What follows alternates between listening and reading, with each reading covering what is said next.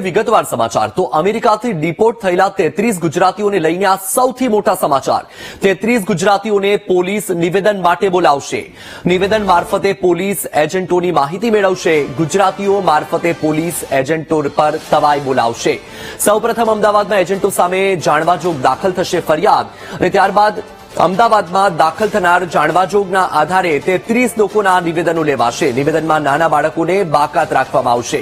criminal role સામે આવશે તો તેમની સામે કાર્યવાહી થશે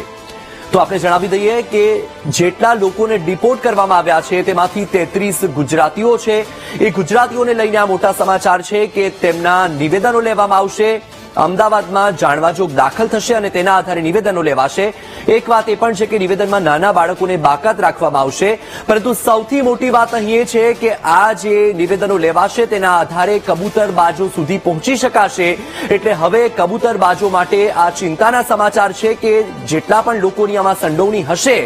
તો તે લોકો પર હવે તવાઈ બોલાવાશે વધુ માહિતી મેળવીએ સંવાદદાતા મેહુલ દેસાઈ પાસેથી મેહુલ જે લોકોને ડિપોર્ટ કરવામાં આવ્યા છે 33 ગુજરાતીઓ પણ છે એક વાત એ છે કે જે ડિપોર્ટેશન થયું છે ત્યાર પછી એક ચર્ચા એ ઉઠી રહી છે કે કબૂતરબાજી પણ હવે આમાંથી ખુલી શકશે અને જેટલા પણ લોકો આમાં સંડોવાયેલા હશે તેમનો પણ ખુલાસો થઈ શકશે હવે નિવેદનો લેવાવાના છે કબૂતરબાજો પર તવાઈ બોલાવાશે શું લાગે છે શું અપડેટ છે આ માહિતી બિલકુલ વત્સલ વાત કરવામાં આવે તો ખૂબ જ મહત્વપૂર્ણ બાબત છે તે સામે આવી રહી છે જે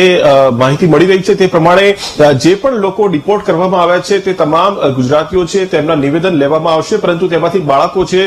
તેમને બાકાત રાખવામાં આવશે આ નિવેદન લેવા સરકાર માટે અને ખાસ પોલીસ માટે એટલા જરૂરી છે કારણ કે આ જે લોકો અમેરિકા પહોંચવા માંગતા હતા તે ગેરકાયદેસર રીતે પ્રવેશ કરવા માંગતા હતા અને ત્યાંથી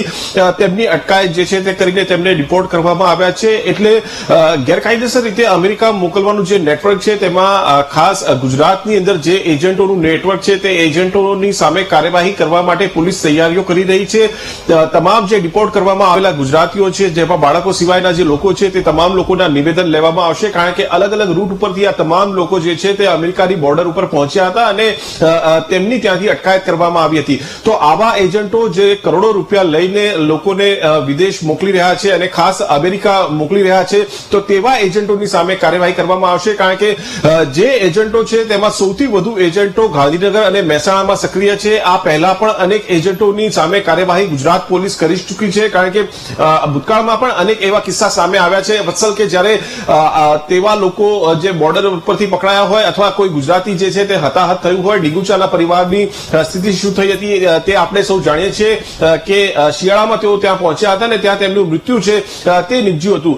તેવા કેસોમાં પણ જે છે એજન્ટોની સામે કાર્યવાહી થઈ હતી અને ગઈકાલે પણ કેન્દ્રીય વિદેશ મંત્રી એસ જયશંકર અને ગુજરાતના રાજ્યસભાના સાંસદ છે તેઓ તેમને પણ સદનની અંદર નિવેદન આપ્યું હતું કે કાર્યવાહી જે છે તે કરવા માટે પ્રક્રિયા હાથ ધરવામાં આવશે અત્યારે જે માહિતી મળી રહી છે તે પ્રમાણે અમદાવાદની અંદર જાણવાજોગ ફરિયાદ જે છે તે દાખલ થશે અને ત્યારબાદ તબક્કાવાર આ વિદેશથી પરત આવેલા જે ગુજરાતીઓ છે તેમના નિવેદન લઈ એજન્ટોની સામે કાર્યવાહી કરવામાં આવશે આ એજન્ટો જે છે તે અલગ અલગ વિસ્તારના છે કારણ કે સુરત મધ્ય ગુજરાત ઉત્તર ગુજરાત જે છે તેની અંદર અલગ અલગ એજન્ટો સક્રિય છે અને ખાસ ઉત્તર ગુજરાતની અંદર સૌથી વધુ લોકો લગભગ 24 થી વધુ લોકો જે છે તેમનો સમાવેશ થાય છે તો આવા જે એજન્ટો છે તેમની વિગતો મેળવીને તેમની સામે પોલીસ કાર્યવાહી કરવા જઈ રહી છે વત્સલ બિલકુલથી મેહુલ માહિતી સાથે જોડાવા બદલ આપનો આભાર તો હવે નિવેદનો લેશે